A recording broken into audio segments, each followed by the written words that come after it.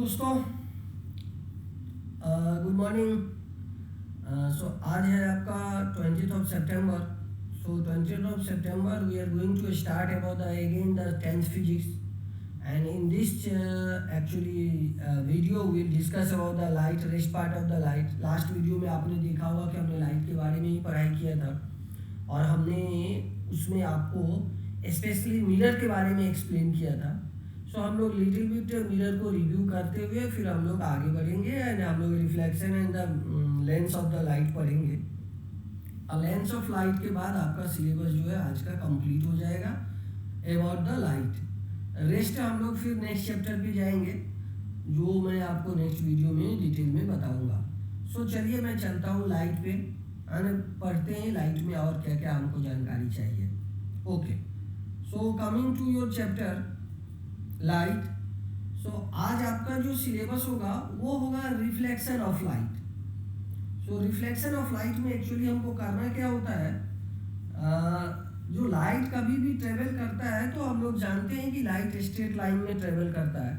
तो लाइट जब किसी ऑब्जेक्ट से टकरा के और वो आपकी अपनी पुराने पाथ की तरफ ही मुड़ता है, not directly but near to the path reflect होता है, यू कैन टेल। तो उस केसेस में क्या होता है, आपको वो जो रिफ्लेक्शन ऑफ लाइट होता है ना, उस फेनोमेना को बोलता है। अभी इसमें होता क्या है, रिफ्लेक्शन ऑफ लाइट में होता क्या है, जैसे कोई अभी ऑब्जेक्ट, ऐसा ऑब्जेक्ट नॉन ट्रांसपेरेंट ऑब्जेक्ट हो, कोई ऐसा ऑब्जेक्ट मान लीजिए ये ऑब्जेक्ट है, इस पे लाइट आया और इससे ऐसे करके रिफ्लेक्ट हुआ। सो ये तो मैं आपको एक केस बोल रहा हूँ, ये अगर टोटल इंटरनल रिफ्लेक्शन क्या होता है, अगर ये परपेंडिकुलर नॉर्मल होगा तो incident ray equal to reflected, incident angle equal to reflected angle अगर हो जाए, incident angle of incident equal to angle of reflecting angle हो जाए, तो हम लोग बोलते हैं कि total internal reflection total internal reflection. So total internal reflection कब होता है, ये आपको अगर incident of angle of incident and reflected angle same हो जाए तो हम लोग बोलेंगे कि टोटल इंटरनल रिफ्लेक्शन को वो फॉलो करेगा। बट कंडीशन इज कि उनका प्लेन भी सेम होना जरूरी है। सो रिफ्लेक्शन ऑफ लाइट में यही एक चीज होता है, आप अगर ये हुआ total internal reflection, but something आप और भी चीज देखेंगे। होता क्या है कि जब आप जैसे मैं आपको एक एग्जांपल बोलने की कोशिश करूंगा। आप जैसे अगर जाते हैं तो समझो ये आपका कोई एक बकेट है, ओके। सो इस बकेट में ना आपका वाटर फिल किया हुआ है, ओके, एंड यहाँ पे आपने कॉइन रखा है। सो व्हाट हैपन हियर ना, जब ये कॉइन आपका इस वाटर में डाला हुआ है, अगर आप ऊपर से देखेंगे, सपोज यहाँ पे आपका आई है, ऊपर में ये किसी का आई है सपोज, ओके, यहाँ से देखेंगे ना तो यू विल सी ना कि this coin will little bit up. तो होता क्या है, ये सारे के सारे फेनोमेना जो है ना, ये आपका रिफ्लेक्शन ऑफ लाइट के चलते आता है। क्यों होता है कि पार्शियल लाइट आपका क्या होता है, जब यहाँ से लाइट आया ना तो लाइट कुछ सम पार्ट ऑफ लाइट क्या हो रहा है, सपोज यहाँ से लाइट आया इससे, तो सम पार्ट ऑफ लाइट का एक्चुअल हो क्या रहा है, कुछ पार्ट ऑफ लाइट यहीं से रिफ्लेक्ट हो जा रहा है, कुछ पार्ट ऑफ लाइट यहाँ से रिफ्लेक्ट हो रहा है, कुछ पार्ट ऑफ लाइट यहाँ से रिफ्लेक्ट, और ये जब अपने आई पे पड़ता है ना तो अपने को लगता है कि ये एक्चुअली कॉइन जो है थोड़ा ऊपर है, but exactly that is not some upper part, exactly that is on the base of that bucket, but आपको नजर आएगा कि ये ऊपर है। ये क्यों हो रहा है, ये रिफ्लेक्शन ऑफ लाइट का ही फेनोमेना के चलते होता है। तो आप इसको थोड़ा दिमाग में रखना है आपको कि रिफ्लेक्शन ऑफ लाइट होता क्या है और टोटल इंटरनल रिफ्लेक्शन के लिए हमारा क्या क्या कंडीशंस है। यही एक दो एग्जांपल देके यहाँ पे आपको समझाया गया है, एंड ये आप एक बार आप देखेंगे तो आपको समझ में आ जाएगा। बट तो इंटरनल ये रिफ्लेक्शन जब होगा तो वो डिवाइस जो है या वो जो पर्टिकुलर जो ऑब्जेक्ट है वो आपको थोड़ा डिफ्लेक्टेड दिखेगा, समटाइम्स ऊपर दिखेगा, कभी कभी नीचे भी दिख सकता है। ये डिपेंड्स करता है कि वो मीडियम क्या यूज हो रहा है। So and let's talk about little bit more about the reflection of light. होता क्या है एग्जैक्टली यहाँ पे जो आपका एग्जाम्पल है, यहाँ पे give me 1 minute, let me check one thing. Okay, so आपका यहाँ पे जो ऑब्जेक्ट है, आपके ये ऑब्जेक्ट अगर देखेंगे तो यहाँ पे हमने एक एग्जांपल दिखाया है कि ये एक ग्लास है। ये ग्लास का क्या है, ये ग्लास एक रेक्टेंगुलर ग्लास स्लैब है। इसमें हमने दिखाया है कि यहाँ से लाइट आ रही है और ये ग्लास स्लैब पे पड़ रही है ये लाइट, और ये लाइट क्या हो रहा है अभी देखेंगे कि अभी यहाँ पे एक परपेंडिकुलर लाइन आपको उस प्लेन पे ड्रॉ किया गया है। ओके, तो आप देखेंगे कि incident angle, reflected angle, and जब ये रिफ्लेक्शन के बाद जो एंगल निकल रहा है ये लाइट यहाँ निकल रहा है। अगर आपका पूरा का पूरा मीडिया होता है, सपोज यहाँ तो एयर है ऊपर और यहाँ का ग्लास है, तो अगर ऊपर एयर और नीचे एयर होता तो ये सीधा निकल जाता है दिस पाथ पे, ये डॉटेड लाइन पे। बट हो क्या रहा है, यहाँ एयर नहीं है तो ये डॉटेड लाइन पे ना निकल के आपको ये पाथ से थोड़ा डिफ्लेक्ट हो रहा है। एंड ये जो डिफ्लेक्शन होगा ना वो आपको एग्जैक्टली कहाँ जाएगा, तो ये डिफ्लेक्शन आपको यहाँ पे दिख रहा होगा। ये डिफ्लेक्शन यहाँ से आके ये आपको इसकी तरफ, यानी ये परपेंडिकुलर की तरफ ही थोड़ा बैंड हो जाएगा। सो हो क्या रहा है, देखिए अगर आपका देखेंगे तो एयर से अगर आप ग्लास में गया, कॉन्सेप्ट यहाँ समझना है, एयर से जब ग्लास में गया तो ये आपका जो रे है वो आपको कहाँ पे नॉर्मल जो परपेंडिकुलर लाइन नॉर्मल लाइन है उसकी तरफ लिटिल बिट एक्चुअली बैंड हो जाता है। लेकिन सेम केस में जब फिर अगर ग्लास से आपका अगर इसमें जाएगा, एयर में जाएगा, तो वो परपेंडिकुलर लाइन से थोड़ा बाहर चला जाएगा। सो ये क्लियर बोलता है कि कोई भी अगर रे एयर से मतलब लो डेंस मीडियम से, लो डेंस एयर लो है और ग्लास हाई है, तो अगर लो डेंस मीडियम से हाई डेंस मीडियम में जाएगा तो ray will be actually turn to perpendicular line. And अगर हाई डेंस मीडियम से लो डेंस मीडियम में जाएगा तो it will be away from the perpendicular line. So ये आपको एक बेसिक कॉन्सेप्ट को याद रखना है एंड ये आपको बहुत हेल्प आएगा आगे चल के। ये जो रे का क्या कैसे कोई भी लाइट रे जो है कैसे मूव करेगा किसी मीडियम में, एंड यही है। तो आपका क्या है, तो एंगल ऑफ इंसिडेंट यहाँ पे क्या है, एंगल ऑफ इंसिडेंट यहाँ पे देखिए ये है एंगल ऑफ इंसिडेंट, ये है एंगल ऑफ रिफ्लेक्शन। सो यहाँ पे आई और आर है। अगर एंगल ऑफ इंसिडेंट और एंगल ऑफ रिफ्लेक्शन सेम होता तो टोटल इंटरनल रिफ्लेक्शन होता। बट यहाँ क्या हो रहा है, यहाँ पे क्या हो रहा है, जब लाइट आपका पास करेगा इधर से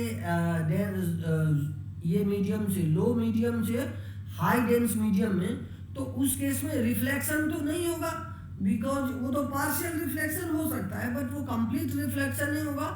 तो क्या होगा, कुछ part of light, some part of light will pass through this medium and some part of light may be reflected. So जो part of light pass through ना, तो इसको बोलते हैं refraction of light.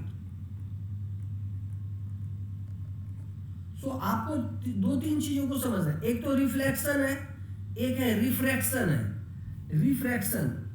Refraction of light में क्या हो रहा है, आप जो देखेंगे तो एग्जैक्टली चीजों को समझने की कोशिश करेंगे कि आपका रिफ्रैक्शन में ये this is refraction of light. So partially light अगर मूव कर जाता है नॉर्मल और परपेंडिकुलर लाइन की तरफ, तो ये रिफ्रैक्शन ऑफ लाइट होगा। लेकिन अगर कोई लाइट आया, ऐसे आया, अगर वो टोटली आया और वो फिर टोटली मूव कर गया, तो इस केस में अगर एंगल ऑफ इंसिडेंट और एंगल ऑफ रिफ्लेक्शन, अगर टोटल इंटरनल रिफ्लेक्शन होगा तो एंगल ऑफ इंसिडेंट और angle of reflection will be the same, यानी angle I equal to angle R। But यहाँ क्या होगा, यहाँ little bit the formula will be the different and that formula will be actually ये medium पे depend करेगा। एंड इसमें क्या मीडियम पे क्या डिपेंड करेगा कि sine of angle of incident upon sine of angle of refraction will be constant. ये कांस्टेंट क्या है, तो ये जनरली हम लोग म्यू एन जो भी चीज़ से हम लोग इसको डिनोट करते हैं, तो वो आपको समटाइम्स हम लोग म्यू भी लिखते हैं, समटाइम्स उसको एन लिखते हैं। तो उसको हम लोग क्या बोलते हैं, ये सपोज आपकी बुक में एन यूज किया है तो आप एन समझो, तो इसको हम एन बोलेंगे और इसको बोलेंगे जैसे आप इस फॉर्मूला को हम लोग और डिटेल में बात करेंगे। ये हो गया आपका किसी मीडियम का n equal to means medium जो है 2 1, 2 मीन्स ये आपका ग्लास हो गया 2 एंड ये आई हो गया एयर हो गया। Okay, so sine I by r equal to constant. Constant क्या होगा, वो जो होगा रेफ्रैक्टिव इंडेक्स होगा, रेफ्रैक्टिव इंडेक्स। सो कोई भी जब भी आप कोई भी बात रेफ्रैक्शन में बात करेंगे, रिफ्रैक्शन ऑफ लाइट बात करेंगे ना, तो एंगल ऑफ इंसिडेंट का sign of angle of incident and the sine of angle of reflection equal to constant होगा, अपॉन जो होगा ना वो कांस्टेंट होगा। सो आप थोड़ी सी चीज़ों को समझें, कंफ्यूज होने की जरूरत नहीं है। Reflection and refraction both are different.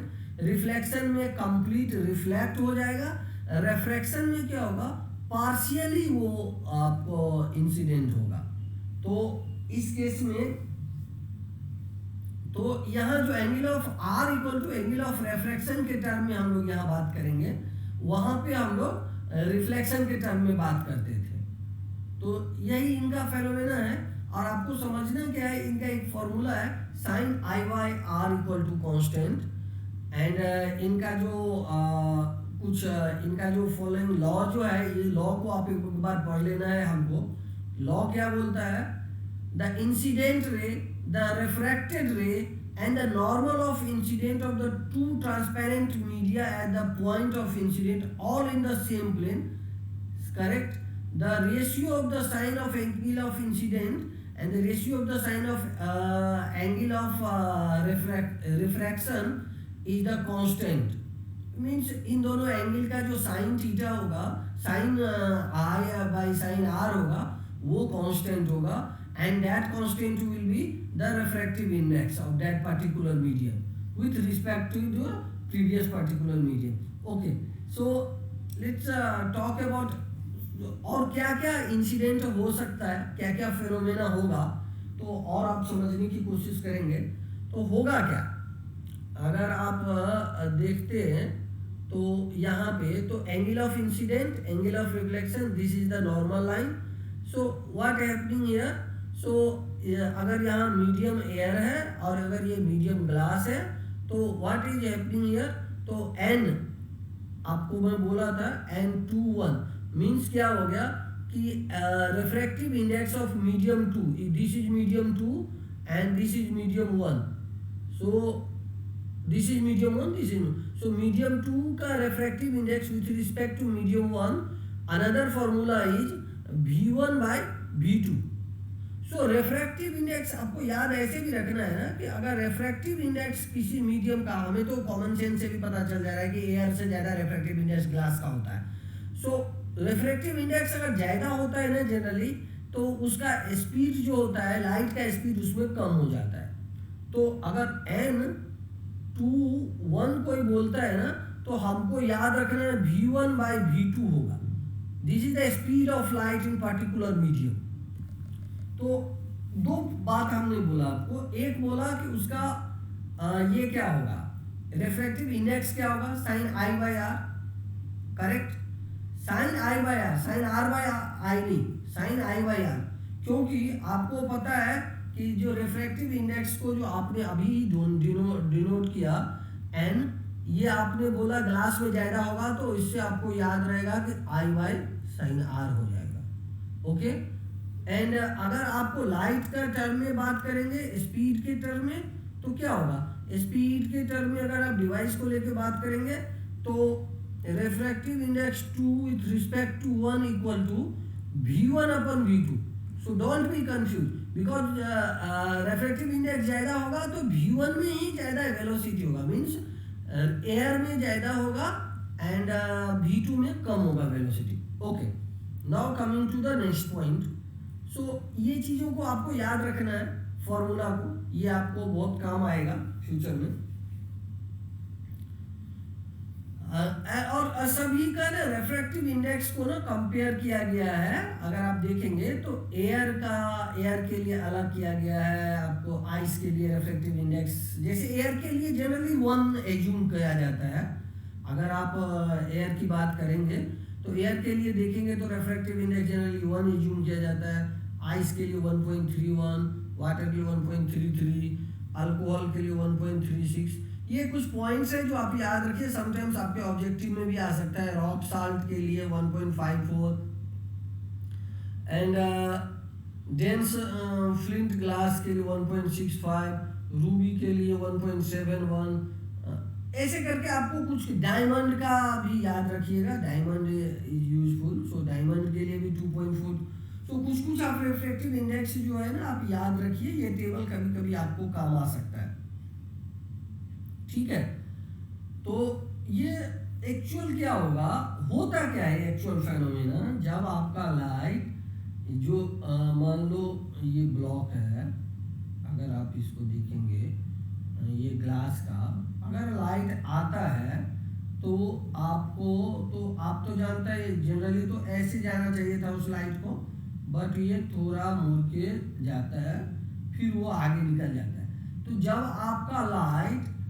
आपका लाइट डेंसर मीडियम में जाता है, आपका लो डेंसर मीडियम से हाई डेंसर मीडियम में जाता है लाइट, तो इस केस में आपका क्या होता है, लाइट आपका परपेंडिकुलर की तरफ मुड़ जाता है, और उस समय आपका जो फॉर्मूला काम करता है, sine i by sine r equal to ये आपको रेफ्रैक्टिव इंडेक्स हो गया पर्टिकुलर मीडियम का with respect to previous medium, and उसी को रेफ्रैक्टिव इंडेक्स को that particular medium with respect to, और इसी को आप v1 बाय v2 बोल सकते हैं।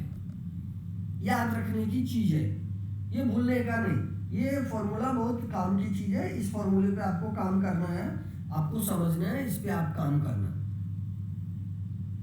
ओके।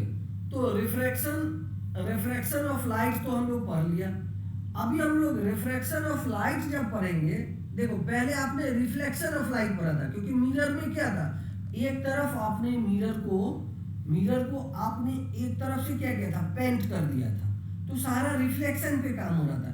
लेंस में क्या है, रिफ्रैक्शन ऑफ लाइट है, क्योंकि यहाँ पे आप ना लाइट को क्या कर रहे हो, एक तरफ से आप पेंट, एक्चुअली यहाँ पे आप लेंस को एक तरफ से पेंट नहीं कर रहे हो, यहाँ लेंस से लाइट पास कर रहा है।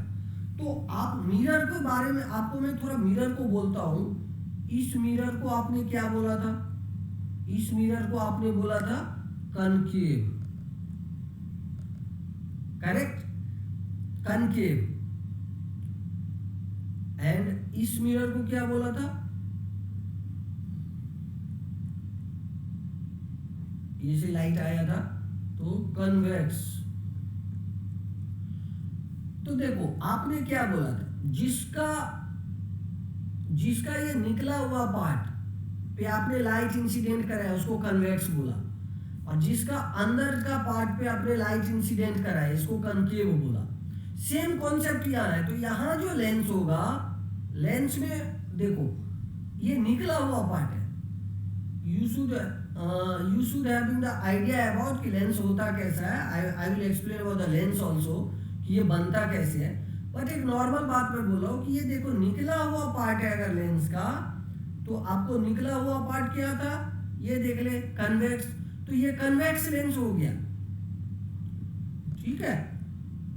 एंड ये क्या है, कनकेव, कनकेव में अंदर वाले पार्ट, सो ये कनकेव लेंस हो गया। अभी देखो, अभी ये डायग्राम से भी आपको एक ही डायग्राम में आपका सारा कॉन्सेप्ट क्लियर हो जाएगा अगर आप समझने की कोशिश करेंगे। And what the diagram is, so diagram is telling कि कनकेव, जितने सारे बात आपने कनकेव मिरर में पढ़ा था वही सारा चीज आपको कन्वेक्स लेंस में मिलेगा। ओके, सो क्या फेनोमेना क्या हो रहा है, आप देखें, अगर आप इधर देखेंगे तो देखेंगे रे जो आ रहा है ना वो पर्टिकुलर पॉइंट पे जाके कट हो रहा है, तो ये फोकस।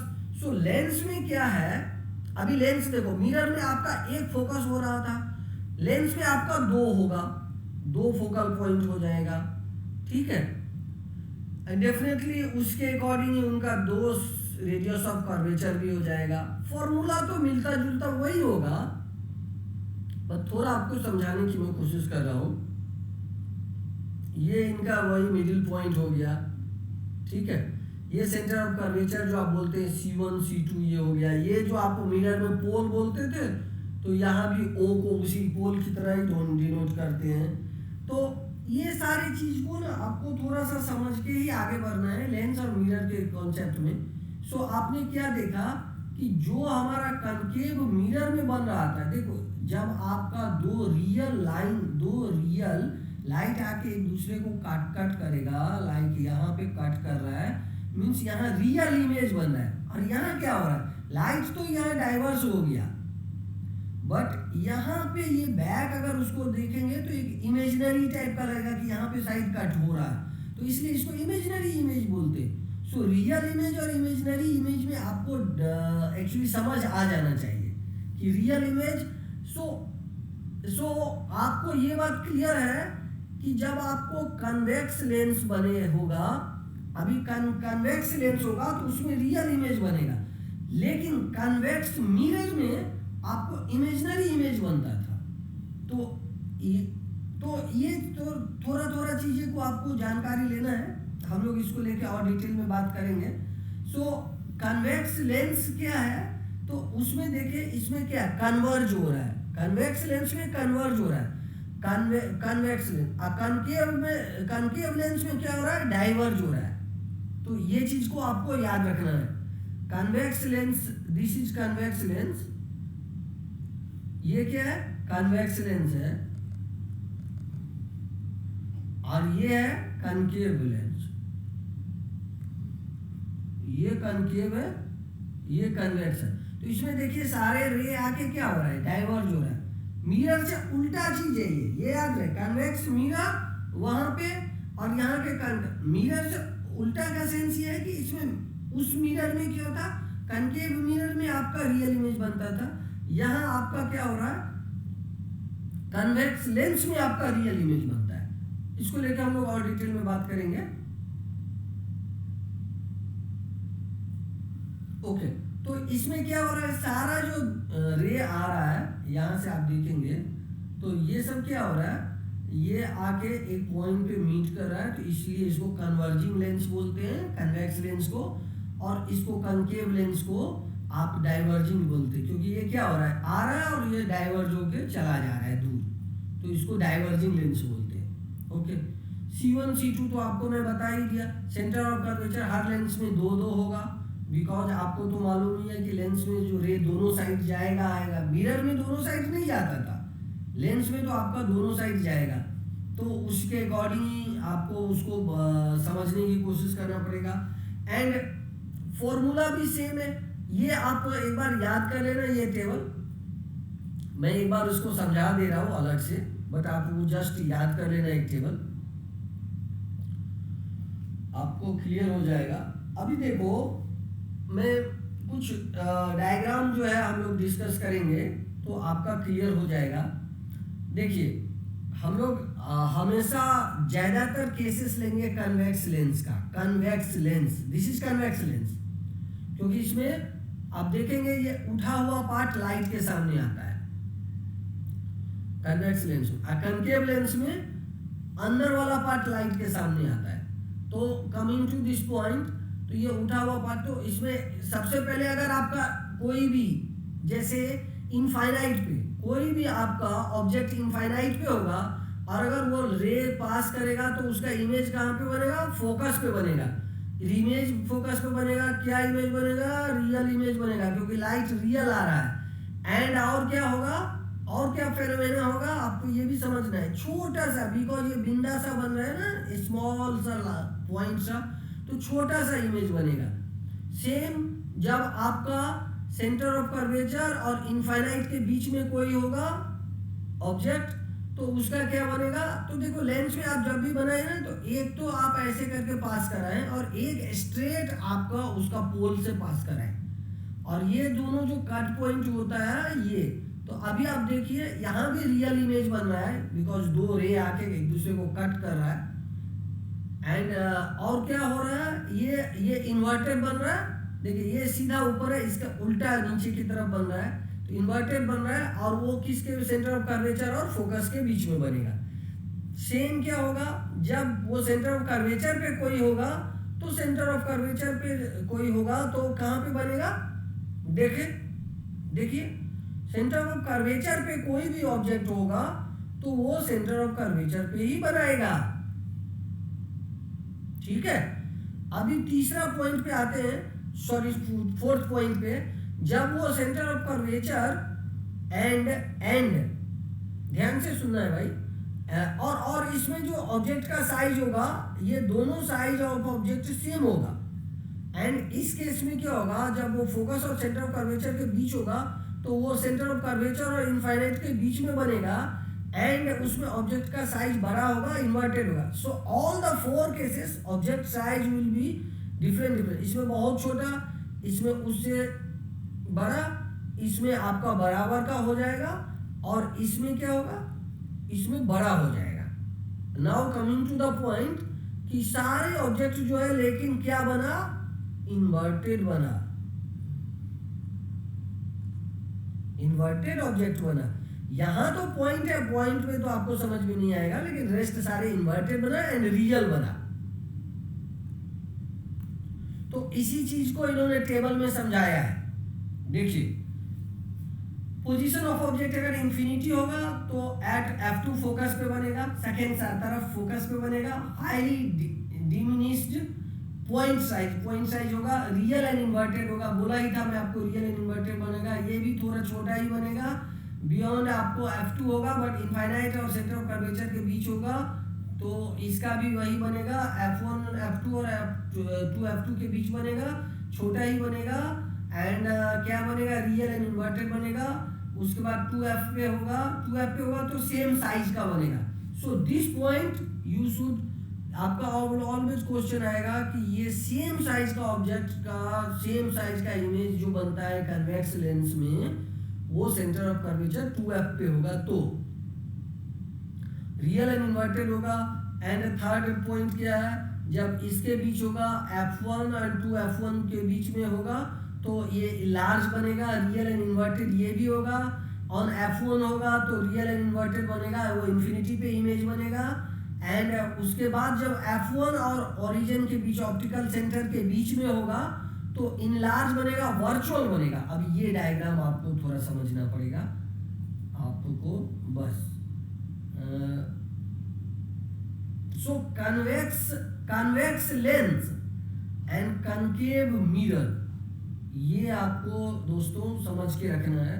देखिए ये फोकस पे बना तो इनफाइनाइट पे बना,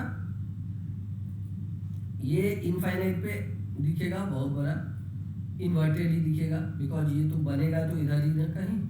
हाँ, एंड उसके बाद क्या हुआ, जब आपका फोकस और ओरिजिन, ऑप्टिकल ओरिजिन जो है, इसके बीच में जब आपका बनेगा, तो ये देखिए ये लगता है ना कि ये टेंस टू यहाँ जाके मीट कर रहा है, तो इसीलिए इसको हम लोग बोलते हैं कि ये जो है इन्वर्टेड भी नहीं होगा और ये आपका इमेजिनरी इमेज जो है वर्चुअल इमेज बनेगा। सो कितने केसेस हुआ रे डायग्राम को? 1 2 3 4 5 6। सो 5 6 ओके। सो 6 केसेस होगा आपको कन्वेक्स लेंस में स्टडी करना होगा। 6 केसेस रे डायग्राम आपको याद करना पड़ेगा, दिमाग में रखना पड़ेगा। आप अगर थोड़ा सा भी याद करने की कोशिश करेंगे, ये बहुत इजी है, ये समझना कुछ वैसा टफ नहीं है कि आप नहीं समझ सकते। Let's come to the concave. So concave में फिर वही बात है, जिस तरह आपका कनकेव मिरर का था और कन्वेक्स मिरर का था, तो यहाँ कनकेव लेंस जो है ना, इसमें सिर्फ 2 ही केस होगा।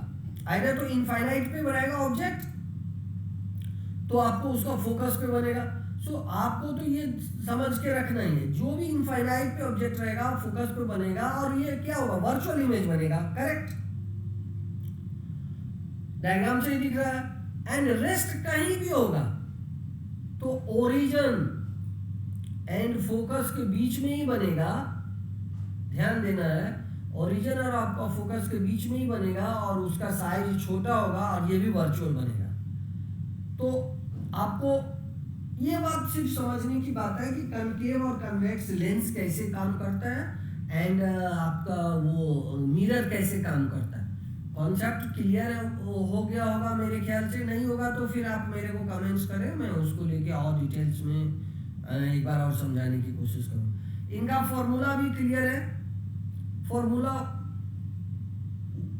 आप देखेंगे, अगर फॉर्मूला तो यही इनका फॉर्मूला है, 1/v minus 1/u equal to 1/f। So mirror में क्या फॉर्मूला था? थोड़ा सा आप जाएंगे मिरर में तो आपको क्लियर हो जाएगा। मिरर में let's go to the mirror. 1/v plus 1/u equal to 1/f था। ओके, सो मिरर का ये फॉर्मूला था, 1/v plus 1/u equal to 1/f। But here is, यहां पे क्या फॉर्मूला है लेंस में? 1/v, you can see here 1/v minus 1/u equal to 1/f। So ये लेंस में बस, उसमें मिरर में प्लस था, इसमें माइनस है। वहां पे आप याद करो, वहां पे आपने लेंस मिरर में आपने कनकेव मिरर पे काम किया था, यहाँ आपको कन्वेक्स लेंस पे काम करना है। जो 6 सिनेरियो बनेगा, वहां कनकेव मिरर में 6 सिनेरियो बनता था, यहाँ कन्वेक्स लेंस में 6 सिनेरियो बनता है। ओके, अभी मैग्निफिकेशन भी हम लोग थोड़ा समझ लेते हैं। तो ये फॉर्मूला हो गया। अभी आप magnification m equal to height of the image upon the height of, definitely यही तो फॉर्मूला होता है वहां भी। Height of the image h dash, height of image m equal to height of the image h dash upon h। यही तो आपका formula था पहले भी मैग्निफिकेशन का। एंड उसी को m को आप यहाँ पे वहां पे क्या लिखते थे मिरर में? m equal to minus v/u लिखते थे। ये मिरर के लिए था, बट लेंस के लिए क्या है? v/u। v क्या है? v is the image distance, समझने की बात है। u इज क्या? Object distance. अभी याद रहे, जैसे वहां पे आपने यूज किया था सारा चीज, यहाँ भी वही सारा चीज आप यूज करेंगे। क्या? तो आप वही कोऑर्डिनेट सिस्टम पे काम करेंगे। कोई भी ऑब्जेक्ट, ऊपर वाले को इसको पॉजिटिव बोलेंगे, इधर को पॉजिटिव बोलेंगे, एक्स को इधर के एक्स को निगेटिव, इधर के वाई को निगेटिव बोलेंगे। सेम कॉन्सेप्ट वहां यहाँ जो अप्लाई होगा वही आपका मिरर में भी अप्लाई हुआ था। तो ये समझने में आपको कंफ्यूज नहीं होना है, सिंपल फॉर्मूला है। आपको फॉर्मूला सिर्फ याद रखना है कि क्या क्या फॉर्मूला है आपका। 1/v minus 1/u equal to 1/f, सारा फॉर्मूला यही चलेगा। m equal to v/u equal to h dash by h। बस यही तो छोटा छोटा फॉर्मूला है। अभी हम एक क्वेश्चन करेंगे तो आपको क्लियर हो जाएगा एग्जैक्टली हो क्या रहा है। मैग्निफिकेशन का हो गया। अभी देख लीजिए, a concave lens has focal length 15 centimetre. अभी देखिए, कनकेव लेंस तो आपको सबसे पहले दिमाग में आना चाहिए, कंफ्यूज नहीं होने का। कनकेव लेंस जो होता है कुछ ऐसा लुक होता है, अंदर वाला पार्ट पे ही आपका लाइट घुस रहा है, करेक्ट। तो कनकेव लेंस जो होता है, तो कनकेव लेंस में आपको मालूम ही है सारा इमेज कहाँ बनता है, सारा का सारा इमेज बनेगा इसी के तरफ जिधर ऑब्जेक्ट रखा हुआ है। देख लीजिए, इधर ये ऑब्जेक्ट है, आप देखेंगे इधर ये ऑब्जेक्ट है, इधर ही इमेज बन गया। कन्वेक्स लेंस में अपोजिट बनता है, तो u और v का साइन चेंज होगा। कनकेव लेंस में never sign will not change. तो कनकेव लेंस में देख लीजिए, जिस तरफ ऑब्जेक्ट है उसी तरफ, तो आपको u भी माइनस में होगा और v भी माइनस में होगा। तो सेम तो यहाँ तो यही तो है। एक कनकेव लेंस, आप फॉर्मूला को करने के बाद अगर आप आते हैं तो आपको फॉर्मूला समझने के बाद अगर आप इस न्यूमेरिकल को करेंगे आपका सारा चीज क्लियर हो जाएगा। चलो लेट्स डू दिस। इमेज इसमें क्लियर बोल रहा है, a concave lens has the focal length 15 centimetre. 15 centimetre means -15 centimetre because it's a concave lens.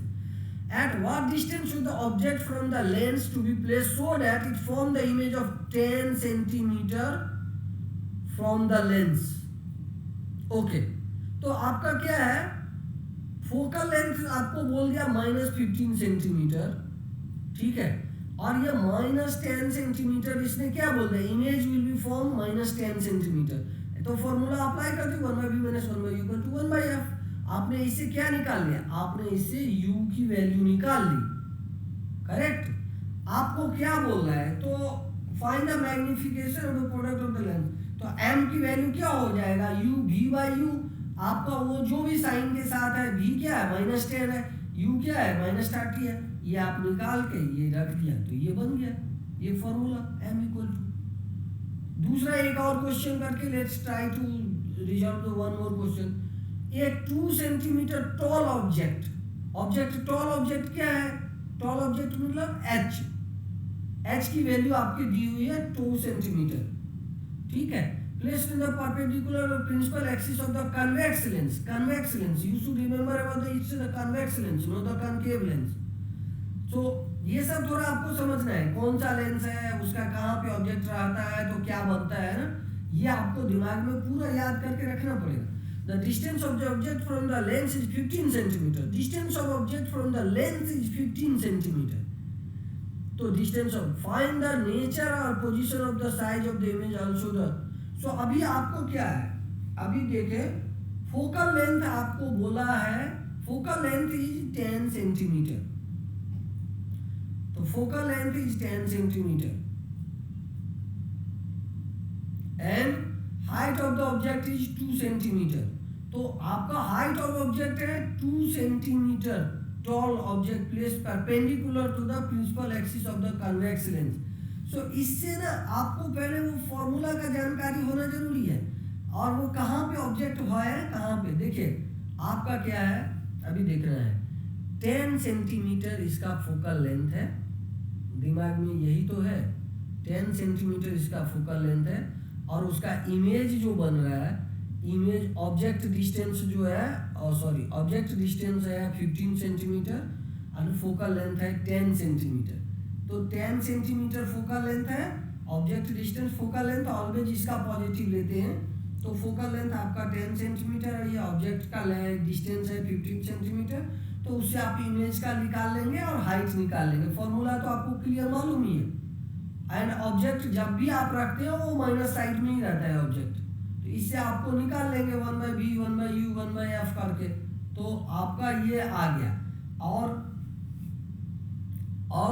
क्या है, हाइट से आपका हाइट तो आपको मालूम है, ऑब्जेक्ट का height of the object 2 centimetre, तो h डैश यानी इमेज का हाइट क्या होगा, तो v/u वाला जो फॉर्मूला है उसमें v और u आप निकाल चुके, इसको निकाल के आप आराम से उसकी वैल्यू निकाल सकते।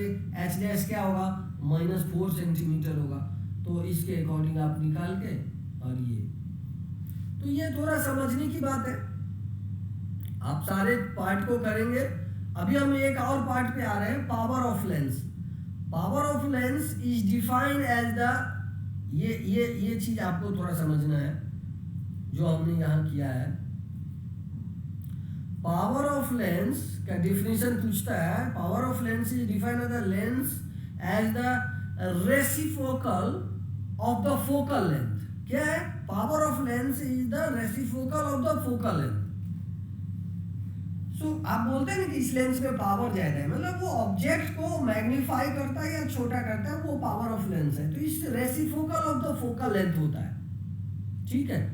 एंड उसका ना एक यूनिट है मेजरमेंट का, डायोप्टर। इसको ना डायोप्टर, इसको ये यूनिट से डी से इसको मेजर करते हैं। और ये याद रहे कि आपका जो ये एफ होगा, ये शुड बी ऑलवेज इन, ये जो एफ का वैल्यू होगा ना, ये आपको दिमाग में रखना है कि एफ ऑलवेज आप मेजर करेंगे मीटर में, तभी पावर ऑफ। सो आपको क्या करना है, ये छोटा छोटा चीजों में आपको कोशिश करता हूं समझाने का।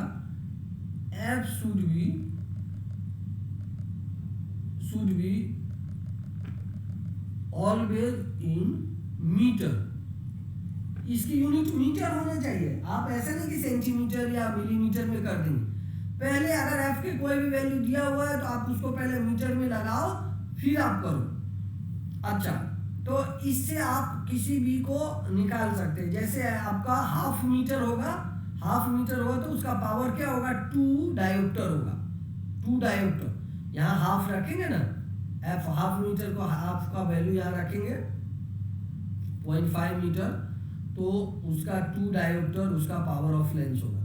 सो पावर ऑफ लेंस आपको ऐसे ही समझने की कोशिश करना है कि पावर ऑफ लेंस कैसे काम करता है। Okay, now coming to the point कि many optical instrument consisting number of lenses, these are combination to increase the magnification of the sphere of the image. The net power of the lens place in contact to give the algebraic sum of the individual. Okay, अभी देखो, अगर बहुत सारा lens एक साथ लगाएंगे तो उनका power P1 plus P2 plus P3 plus P4 plus P5 जो भी होगा वो सारे ऐड करके होगा। तो ये भी आपको समझ के रखना है। एंड बाकी आपको फॉर्मूला को तो आपको मैं बता ही चुका हूँ। लेंस का फॉर्मूला ये होता है, अभी थोड़ा समराइज करके देख लीजिए। ये होता है लेंस का फॉर्मूला, ये होता है मिरर का फॉर्मूला। आपका रे डायग्राम आपको पता होना चाहिए। लाइट की वेलोसिटी 3 × 10⁸ मीटर पर सेकेंड होता है लाइट की वेलोसिटी। एंड लेंस में मैंने आपको बोला ही कि लेंस में आपको कन्वेक्स लेंस को स्टडी ज़्यादा करना पड़ता है और मिरर में आपको कनकेव मिरर का स्टडी ज़्यादा करना पड़ता है। ये रे डायग्राम आपके एग्जाम का मेन पॉइंट है। जब भी क्वेश्चन आएगा, दोनों चाहे मिरर या लेंस का रे डायग्राम पे क्वेश्चन आता है, रे डायग्राम आप अच्छा से कवर करो। फिर से अगर कुछ क्वेरी करना है तो आप मेरे को कमेंट्स करो मेरे चैनल पे। I will try to resolve all the issue whatever you will face. So मेरा काम यही है कि आपको एक बेसिक कॉन्सेप्ट्स को क्लियर करूँ। क्वेश्चंस आप लिखना खुद से चालू करें। अगर आपको लगता है कि और कुछ सपोर्ट कुछ अलग लेवल से करना है तो उसके लिए भी मैं रेडी हूँ, बस आप मेरे को सजेस्ट करते जाए। आप इसको प्रैक्टिस करिए, फिर हम लोग आगे फिर स्टार्ट करते हैं कि पावर ऑफ लेंस आप समझ गए। मेनी लेंसेस इन लाइन में अगर होगा तो उसका पावर कैसे मेजर होगा, P1 plus P2 plus P3 ऐसे करके उनका पावर मेजर होगा। पावर का डायोप्टर होता है, उसका पावर को मेजरमेंट, बट वहाँ फोकस की जो है ना, फोकस वो आपको ऑलवेज जो है वो मीटर में आपको मेजर करना पड़ेगा। रेस्ट फार्मूला में आपको मीटर में रखने की जरूरत नहीं है, बट पावर मेजर करते समय आपको मीटर में जरूरत है। तो that's it about your light part. आप इसके न्यूमेरिकल्स को प्रैक्टिस करें, इसको एक्सरसाइज को प्रैक्टिस करें। नेक्स्ट क्लास में मैं आपको कोशिश करूंगा कि ये कुछ एक्सरसाइज आपको प्रैक्टिस कराऊं और मैं कुछ नया चैप्टर स्टार्ट करूं। आप रिवाइज करिए। आप कुछ अगर आपको लग रहा है कि कहीं दोबारा और फोकस करना है, I will definitely go and help you. Okay, so that's it from my side. Next chapter we will start very soon, within 2-3 days. Okay, thank you guys, thank you.